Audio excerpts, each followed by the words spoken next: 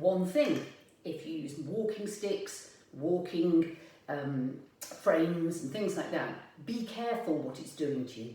Make sure that it's not making you hold one shoulder up. Make sure you're not leaning into it so that these collarbones stand forward, and as you can see here, the necklace is dangling forward and this is dangling forward.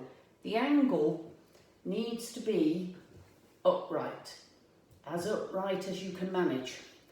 And in this situation, when you put your hand down there, it should be level with your pisiform bone, which is this bone at that point where it bends.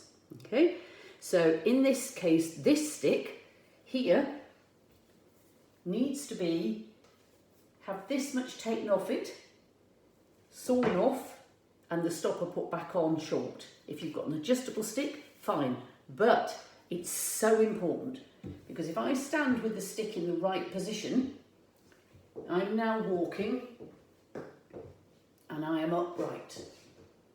But if it's even remotely lower, I will have to bend down, and if it is higher, I will have to be upwards, and the worst thing is putting it out in front of you. Okay, so please hope that helps.